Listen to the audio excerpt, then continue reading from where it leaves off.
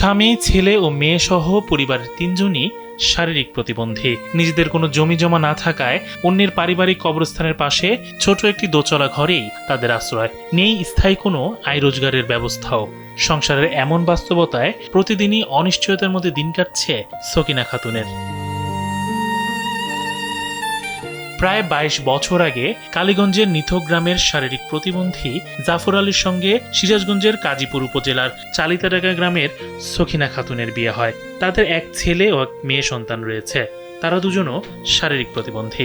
জীবন অবাক না করলে কে করবে? ২৮% মিল্ক ফ্যাটের অবাক করার সাথে ফ্রেশ মিল্ক পাউডার। জীবন অবাক করুক প্রতিদিন।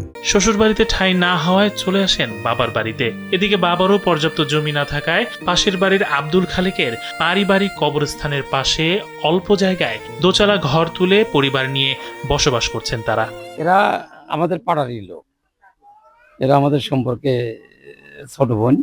তাদের সার্বিক অবস্থা একবারই শোচনীয়, তারা চলতেই পারে না, এরকম অবস্থা তাদের।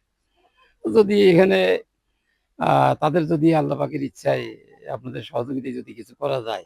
সংসারের একমাত্র উপার্জনক্ষম ব্যক্তি জাফর আলী একটি এনজিও থেকে ঋণ নিয়ে তাকে অটোভ্যান কিনে দিয়েছেন সকিনা।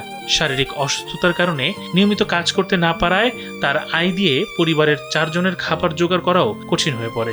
কষ্ট, স্বামীও প্রতিবন্ধী, দূরে সওয়ালও প্রতিবন্ধী, পড়া জায়গা থাকতেছে, ঘর নাই দুয়ার নেই, আলা ভাঙ্গাচুরা ঘর নিয়ে সালফাল নবী আমরা সব রাখতে আছে থাকতে আছে। ঘর থাকলেও নিজেদের কোনো জমি নেই, নেই দুবেলা খাবারের নিশ্চয়তা। তাই পরিবারের জন্য একটি স্থায়ী ঘর ও খাবারের ব্যবস্থা করতে সহায়তা চান সকিনা খাতুন। সরকারের পাশাপাশি সমাজের বিত্তবানদের সহযোগিতায় একটু স্বস্তির জীবন পাওয়ার প্রত্যাশাই এখন সকিনার। ইমাম শরীফ, কালবেলা।